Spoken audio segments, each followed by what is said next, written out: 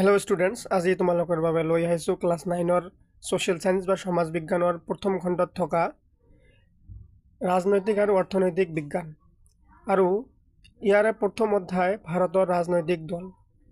আজি আমি চেপ্টাৰটোৰ অনুশীলনীত থকা কোৱেশ্চন আনসাৰ্সখিনি আলোচনা কৰাৰ লগতে তোমালোকে সোশ্যাল সায়েন্স কেনেকৈ অধ্যয়ন কৰিলে এমসিকিউ শৰ্ট কোৱেশ্চন বা পাঠৰ ভিতৰুৱা কোৱেশ্চনৰ আনসাৰ কৰিব পাৰিবা হেতু আমি বহুত ভালকৈ আলোচনা কৰিম। সো স্টুডেন্টস তোমালোকে ভিডিওটি স্কিপ নকৰাকৈ প্ৰথমৰ পৰা লাষ্টলৈকে ভালকৈ চাবা। এতিয়া তোমালোকক কম সোশ্যাল সায়েন্স কেনেকৈ অধ্যয়ন কৰিলে তোমালোকে অনুশীলনীত থকা কোৱেশ্চন আনসাৰ্সখিনিকে ধৰি তোমালোকে যিকোনো পাঠ ভিত্তিক কোৱেশ্চন বা এমসিকিউ আহিলে তোমালোকে কেনেকৈ আনসাৰ কৰিব পাৰিবা। যেতিয়া তোমালোকে সোশ্যাল সায়েন্স পঢ়িবা তোমালোকে সদায় এটা কথা মন কৰিবা, তোমালোকৰ সোশ্যাল সায়েন্সৰ চেপ্টাৰৰ লাষ্টত থকা মূল কথাখিনি বুলি এটা বাকচ আছে, লিখা আছে মূল কথা। এইখিনি তোমালোকে ভালকৈ মন দি পঢ়িবা আৰু ইয়াত থকা ইনফৰমেশনখিনি তোমালোকে এবাৰ ভালকৈ মুখস্থ কৰি ল'বা বা ভালকৈ বুজি ল'বা। ইয়াত চোৱা কিমান ইম্পৰ্টেণ্ট কথা দিয়া আছে তোমালোকৰ চেপ্টাৰটোৰ, মানে চেপ্টাৰটোত থকা গুৰুত্বপূৰ্ণ কথাখিনি মূল কথাত লিখা আছে। যেনেকৈ ইয়াত এটা এমসিকিউ আছে তোমালোকৰ চোৱা, ভাৰতত প্ৰথমখন মৰ্চা চৰকাৰ গঠন হয় 1977 চনত মেৰাৰাজী দেশাইৰ নেতৃত্বত। এইটো এটা তোমালোকে গম পালা যে মৰ্চা চৰকাৰ কেতিয়া গঠন হৈছিল 1977 চনত আৰু কোনে কাৰ নেতৃত্বত হৈছিল, মেৰাৰাজীৰ নেতৃত্বত হৈছিল। এইটো হ'ল প্ৰথম মৰ্চা চৰকাৰ। যদি তোমালোকে মূল কথাত এই ইনফৰমেশনখিনি জানি লোৱা তেতিয়া যদি তোমালোকক কোৱেশ্চন দিয়ে এই কোৱেশ্চনটো কিন্তু তোমালোকৰ অনুশীলনীত নাই। কিবা কাৰণত যদি তোমালোকৰ ফাইনেল এক্সামত বা হাফ ইয়াৰলি এক্সামত এই কোৱেশ্চনটো আহি যায়, যদি তোমালোকে মূল কথাখিনি ভালকৈ পঢ়া তেতিয়া তোমালোকে যিকোনো কোৱেশ্চন আনসাৰ কৰিব পাৰিবা। ইয়াত এটা কথা লিখা আছে ভাৰতৰ প্ৰথমটো আঞ্চলিক দল দ্ৰাবিড় মুন্নেডা কাজাগম। এইটো এটা কথা গম পালা। এনেকৈ তোমালোকে বিৰোধী দলৰ সবল ভূমিকা থকা দুখন উল্লেখযোগ্য ৰাষ্ট্ৰ হ'ল আমেৰিকা যুক্তৰাষ্ট্ৰ আৰু ইংলেণ্ড। এনেকৈ মূল কথাখিনি পঢ়াৰ লগতে তোমালোকে তোমালোকৰ সোশ্যাল সায়েন্সত চেপ্টাৰৰ ভিতৰত এনেকৈ হালধীয়া বাকচ পাবা। এই বাকচৰ ভিতৰত থকা ইনফৰমেশনখিনি তোমালোকে ভালকৈ মন দি পঢ়িবা, তেনেহ'লে চাবা তোমালোকে সোশ্যাল সায়েন্সৰ পৰা যিকোনো কোৱেশ্চন আহিলে তোমালোকে কৰিবলৈ সক্ষম হ'বা। তোমালোকৰ অনুশীলনীত থকা অতি চমু উত্তৰৰ প্ৰশ্ন নম্বৰ 1, একদলীয় শাসন ব্যৱস্থা থকা এখন দেশৰ নাম লিখা। একদলীয় শাসন ব্যৱস্থা থকা এখন দেশৰ নাম হ'ল চীন দেশ।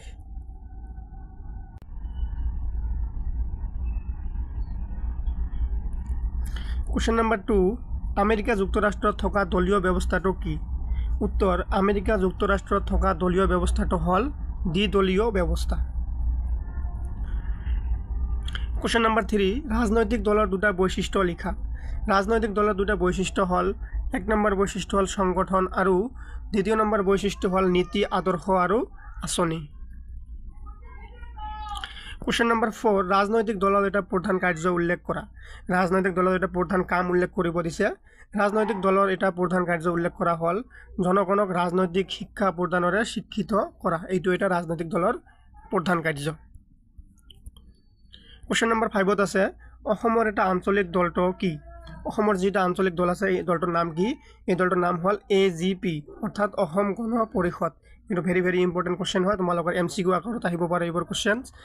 AGPৰ ফুল ফৰ্মটো হ'ল অসম গণ পৰিষদ। এইটো হ'ল আমাৰ অসমৰ আঞ্চলিক দল। কোৱেশ্চন নম্বৰ 6, ঝাৰখণ্ডৰ মুখ্য আঞ্চলিক দলটো কি? ঝাৰখণ্ডৰ মুখ্য আঞ্চলিক দলটো হ'ল ঝাৰখণ্ড মৰ্চা। এইবোৰ ইম্পৰ্টেণ্ট হয় কোৱেশ্চনবোৰ। কোৱেশ্চন নম্বৰ 7, UPAৰ সম্পূৰ্ণ অৰ্থ লিখা। UPAৰ সম্পূৰ্ণ অৰ্থ হ'ল সংযুক্ত প্ৰগতিশীল মৰ্চা আৰু ইয়াৰ ফুল ফৰ্ম যিটো ইংৰাজীত আছে United progressive alliance. Question number 8, ভাৰতবৰ্ষৰ প্ৰথম ৰাজনৈতিক দলটো কোনটো? ভাৰতবৰ্ষৰ প্ৰথম ৰাজনৈতিক দল কোনটো? ভাৰতীয় জাতীয় কংগ্ৰেছ। এইটো ভেৰি ইম্পৰ্টেণ্ট কোৱেশ্চন হয়। তাৰপিছত আছে 9 নম্বৰ কোৱেশ্চন, কাৰ নেতৃত্বত দি ইণ্ডিয়ান এছ'চিয়েশ্যন গঠন হৈছিল? SN বেনাৰ্জীৰ নেতৃত্বত দ্য ইণ্ডিয়ান এছ'চিয়েশ্যন গঠন হৈছিল। SN বেনাৰ্জী এই মানুহজনৰ ক্ষেত্ৰত দ্য ইণ্ডিয়ান এছ'চিয়েশ্যনৰ নামৰ সংগঠনটো গঠন হৈছিল। কোৱেশ্চন নম্বৰ 10, ভাৰতৰ জাতীয় কংগ্ৰেছৰ প্ৰথম সভাপতি কোন আছিল? ভাৰতৰ জাতীয় কংগ্ৰেছৰ প্ৰথম সভাপতি আছিল উমেশ চন্দ্ৰ বেনাৰ্জী। ভেৰি ইম্পৰ্টেণ্ট, তোমালোকে এইটো 3 ষ্টাৰ দি দিয়া। Very important. এতিয়া আমি আলোচনা কৰিম তোমালোকৰ অনুশীলনীত থকা চমু উত্তৰৰ প্ৰশ্ন। তাৰপিছত আমি আলোচনা কৰিম এমসিকিউ। প্ৰথম নম্বৰ কোৱেশ্চনটো হ'ল ভাৰতবৰ্ষত দলীয় ব্যৱস্থাটোৰ প্ৰধান বৈশিষ্ট্য আমাৰ ভাৰতত যি ৰাজনৈতিক দলসমূহ আছে এইবোৰৰ এই ব্যৱস্থাটোৰ বৈশিষ্ট্য আমাক লিখিব দিছে উত্তৰ হ'ব ভাৰতবৰ্ষত দলীয় ব্যৱস্থাটোৰ প্ৰধান বৈশিষ্ট্য হ'ল ভাৰতবৰ্ষত বহুদলীয় শাসন ব্যৱস্থা বিৰাজমান য'ত বিভিন্ন ৰাজনৈতিক দলে নিৰ্বাচনত অংশগ্ৰহণ কৰে আৰু সংখ্যাগৰিষ্ঠ লাভ কৰা একাধিক দলে লগ লাগি সংযুক্ত চৰকাৰ গঠন কৰে আৰু চৰকাৰৰ বাহিৰত থকা দলসমূহে বিৰোধী দল হিচাপে কাম কৰে আমাৰ ভাৰতবৰ্ষত দলীয় ব্যৱস্থাটো তোমালোকে বুজি পাইছা না এইটো সিস্টেমটো হ'ল যেনেকৈ বহুত কেইটা দলে ইলেকশ্যন খেলে বা আমি ভোটত উঠা বুলি কওঁ যে মানে কেণ্ডিডেট হিচাপত উঠে আৰু যোনটো দলে আটাইতকৈ বেছি কেণ্ডিডেট জিকে সেই দলটোৱে চৰকাৰ গঠন কৰে আৰু যেই দলটো মানে চৰকাৰ গঠন কৰিব নোৱাৰে এইটো বিপৰীত বা বিৰোধী দল হিচাপে কাম কৰে এইটো হ'ল আমাৰ ভাৰতীয় দলীয় ব্যৱস্থাৰ এটা প্ৰধান বৈশিষ্ট্য তাৰপিছত 2 নম্বৰ কোশ্চেন আছে গণতান্ত্ৰিক ৰাষ্ট্ৰ এখনৰ বাবে কি দলীয় ব্যৱস্থা বিশেষভাৱে উপযোগী উত্তৰ হ'ব গণতান্ত্ৰিক ৰাষ্ট্ৰ এখনৰ বাবে দ্বিদলীয় ব্যৱস্থা বিশেষভাৱে উপযোগী দ্বিদলীয় ব্যৱস্থা থকা গণতান্ত্ৰিক দেশ এখনৰ চৰকাৰ সুস্থিৰ বা সবল হয় এই ব্যৱস্থা থকা গণতন্ত্ৰত সহজে ৰাজনৈতিক সংকটত পৰা পৰিলক্ষিত নহয়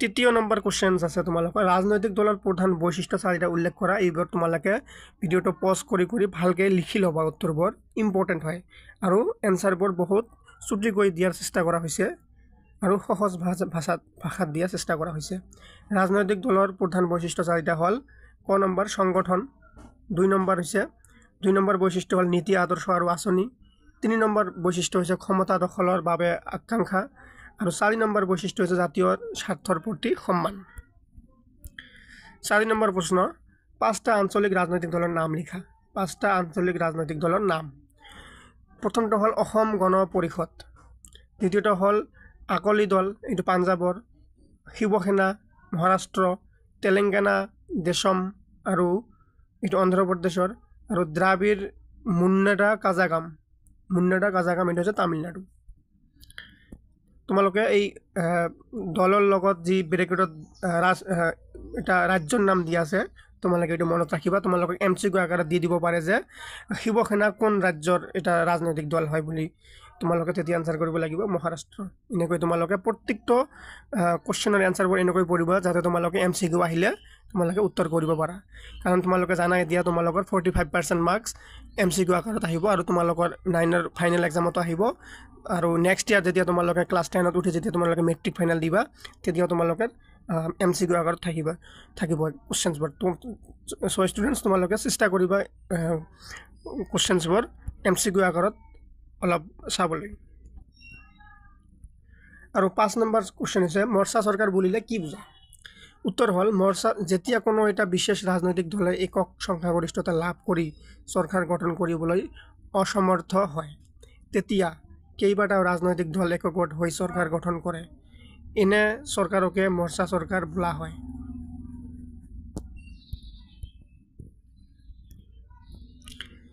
দীঘল প্ৰশ্নৰ উত্তৰ কোশ্চেন নম্বৰ 1 সংযুক্ত চৰকাৰ বুলিলে কি বুজায় সংযুক্ত চৰকাৰৰ কি পৰিস্থিতিত গঠিত হয় যেতিয়া কোনো এখন গণতান্ত্ৰিক দেশত কোনো এটা বিশেষ দলে ৰাজনৈতিক একক সংখ্যাগৰিষ্ঠতা লাভ কৰি চৰকাৰ গঠন কৰিবলৈ সক্ষম নহয় তেতিয়া কেইবাটাও ৰাজনৈতিক দল একগোট হৈ চৰকাৰ গঠন কৰে এই সংযুক্ত চৰকাৰ বা মৰ্চা চৰকাৰ একেই হয় এনসাৰ তোমালোকে ভালকৈ এবাৰ শুনি লোৱা বস্তুটো সংযুক্ত চৰকাৰ বা মৰ্চা চৰকাৰ কি হয় যেনেকৈ ধৰা দুটা পাৰ্টিয়ে ইলেকশ্যন খেলি আছে দুটা বা তিনিটা পাৰ্টিয়ে ইলেকশ্যন খেলি আছে তিনিটা পাৰ্টিৰ ভিতৰত কোনেও মানে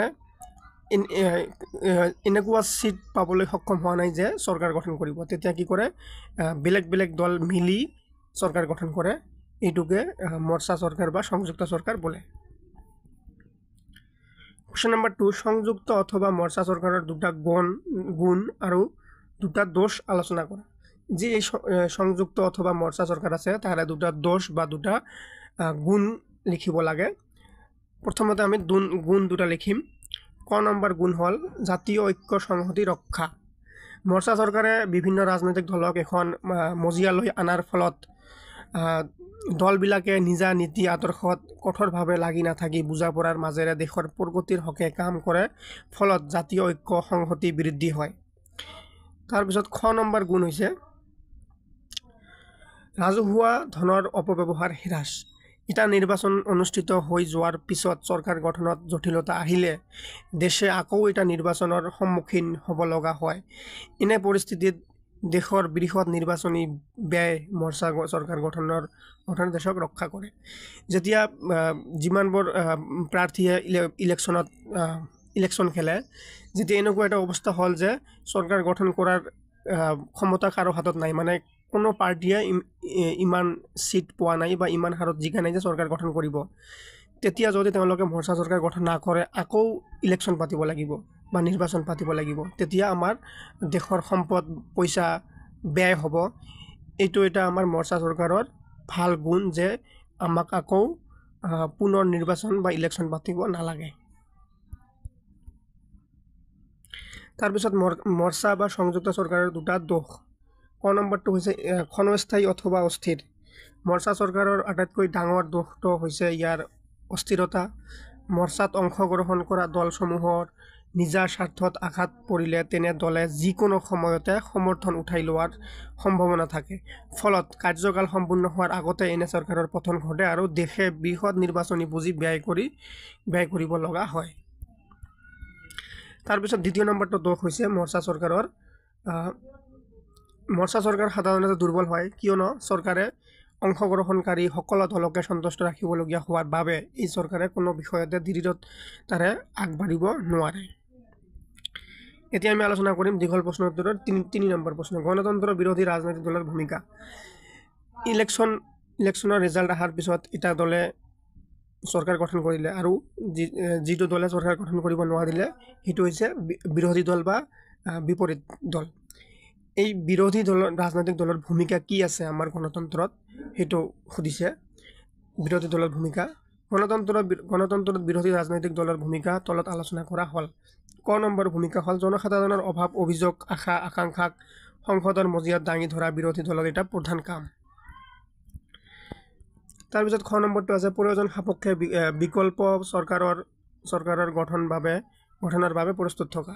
ঘ নম্বৰ আছে জনমত গঠিত কৰা। ঘ নম্বৰ জনমতৰ প্ৰতি চৰকাৰক সজাগ দায়বদ্ধ আৰু জবাবদিহি কৰা। তাৰপিছত আছে চৰকাৰে যাতে স্বেচ্ছাচাৰীভাৱে শাসন চলাব নোৱাৰে সেই ক্ষেত্ৰত বিৰোধী দলে চোকা দৃষ্টি ৰখা। জনগণৰ ৰাজনৈতিক শিক্ষা প্ৰদানেৰে ৰাজনৈতিক সজাগতা বৃদ্ধি কৰা আৰু শাসনত থকা দলটোৱে যাতে জাতীয় স্বাৰ্থৰ বিপৰীতে গৈ কোনো কাৰ্য কৰিব নোৱাৰে তাৰ প্ৰতি বিৰোধী দল দৃষ্টি ৰখা। 4 নম্বৰ কোৱেশ্চন, আঞ্চলিক ৰাজনৈতিক দলৰ জন্মৰ মূল কাৰণ কেইটা আলোচনা কৰা। যি আমাৰ এই আঞ্চলিক মানে আমাৰ যিবিলাক লোকেল আমাৰ ওচৰ চুবুৰীয়াত যিবিলাক দল হয়, আঞ্চলিক দল যি আছে, এইবিলাকৰ যে জন্ম হৈছে এইবিলাক কাৰণটো কি। আঞ্চলিক ৰাজনৈতিক দলৰ জন্মৰ মূল কাৰণসমূহ আলোচনা কৰা হ'ল। প্ৰথমটো কাৰণ হ'ল দেশখনৰ বিভিন্ন ভাষিক আৰু ধৰ্মীয় গোষ্ঠীৰ মাজত থকা ভিন্নতা। দ্বিতীয় নম্বৰটো হৈছে ৰাষ্ট্ৰীয় দলৰ বা কেন্দ্ৰীয় চৰকাৰৰ ৰাজ্যিক নেতাৰ প্ৰতি থকা দুৰ্বলতা আদি। 3 নম্বৰ হৈছে সংখ্যালঘুৰ মাজত থকা নিৰাপত্তাহীনতাৰ ভাৱ। 4 নম্বৰ হৈছে সকলো ৰাজ্যৰ ক্ষেত্ৰত কেন্দ্ৰীয় চৰকাৰৰ সমদৃষ্টিৰ অভাৱ। তাৰপিছত হৈছে সৰ্বভাৰতীয় ৰাজনৈতিক দলৰ বৈষম্যমূলক নীতি। এইবিলাক ইম্পৰ্টেণ্ট হয় কুৱেশ্যনবোৰ, তোমালোক ভালকৈ পঢ়িবা। আৰু কেন্দ্ৰীয় চৰকাৰৰ অধিক কেন্দ্ৰীয়কৰণ প্ৰৱণতা আৰু ৰাজ্যিক সম্পদসমূহৰ ওপৰত অধিক কৰ্তৃত্ব লাভৰ চেষ্টা। আৰু এতিয়া আলোচনা কৰিম আমি 5 নম্বৰ কুৱেশ্যন, গণতান্ত্ৰিক ৰাষ্ট্ৰত ৰাজনৈতিক দলৰ প্ৰয়োজনীয়তা সম্পৰ্কে লিখা। দীঘল প্ৰশ্ন উত্তৰৰ যিমানকেইটা প্ৰশ্ন আছে গোটেইকেইটাই ইম্পৰ্টেণ্ট হয় তোমালোকৰ। ইয়াৰ পৰাই তোমালোকৰ 2 মাৰ্কছৰ কুৱেশ্যন 5 মাৰ্কছৰ কুৱেশ্যন আহিব পাৰে, তোমালোকে ভালকৈ পঢ়িবা।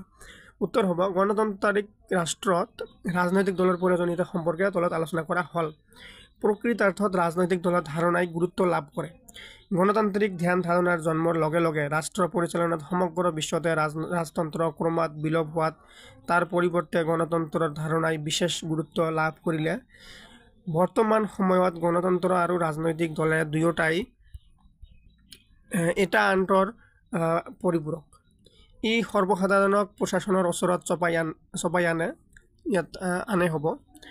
চমু অৰ্থত এখন গণতান্ত্ৰিক চৰকাৰৰ প্ৰধান আহিলাই হৈছে ৰাজনৈতিক দল। আৰু ৰাজনৈতিক দল অবিহনে বৰ্তমান গণতন্ত্ৰৰ ধাৰণা অমূলক।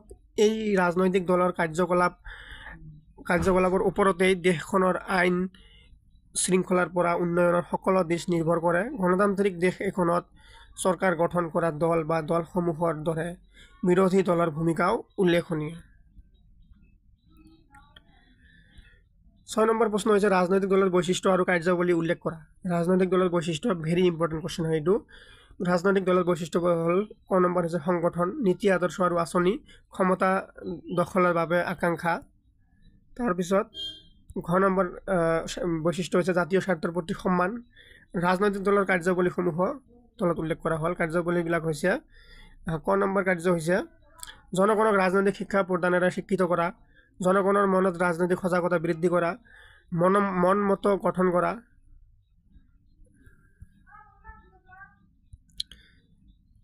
তাৰপিছত এইটো জনমত হ'ব, তোমালোকে এইটো টাইপিং মিষ্টেক হৈছে, জনমত হ'ব। তাৰপিছত জনমতত সুসংগঠিত ৰূপ দিয়া। ইয়াৰ উপৰিও গণতন্ত্ৰত জনগণে চৰকাৰ গঠন প্ৰক্ৰিয়াত অংশ লোৱাৰ পৰিৱেশ সৃষ্টি কৰাটো ৰাজনৈতিক দলৰ আন এক দায়িত্ব। 7 নম্বৰ কোৱেশ্চন সংযুক্ত চৰকাৰৰ ব্যৱস্থাটোৱে বৰ্তমান সময়ত বিশেষ গুৰুত্ব লাভ কৰাৰ কাৰণ কেইটা আলোচনা কৰা। সংযুক্ত চৰকাৰৰ ব্যৱস্থাটোৱে বৰ্তমান সময়ত বিশেষ গুৰুত্ব যে লাভ কৰিছে তাৰে কেইটা কাৰণ উল্লেখ কৰিব গৈছে। আৰু প্ৰথমটো কাৰণ হৈছে একক ৰাজনৈতিক দলৰ প্ৰাধান্য হ্ৰাস। দ্বিতীয় নম্বৰটো হৈছে চৰকাৰী ধনৰ অপব্যয় হ'বলৈ নিদিয়াৰ চেষ্টাত মৰ্চা চৰকাৰ গঠন হয়।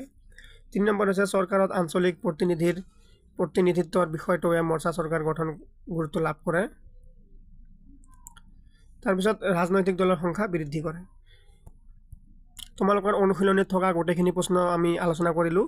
এতিয়া তোমালোকৰ কাৰণে কেইটামান MCQ আনিছোঁ। আৰু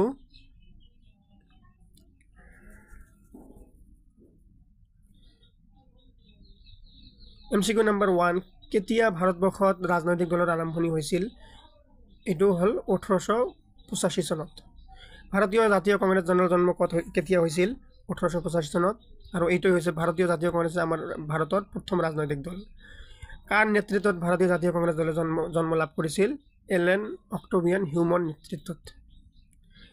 4 নম্বৰ কোৱেশ্চন ভাৰতীয় জাতীয় কংগ্ৰেছৰ প্ৰথমখন অধিৱেশন ক'ত অনুষ্ঠিত হৈছিল? বম্বে। মুছলিম লীগৰ জন্ম হৈছিল 1906 চনত। আজিৰ কাৰণে এইখিনিয়ে ষ্টুডেণ্টছ। যদি তোমালোকৰ ভিডিঅ'টো ভাল লাগিছে ছাবস্ক্ৰাইব কৰি লাইক আৰু শ্বেয়াৰ কৰি দিবা। ধন্যবাদ।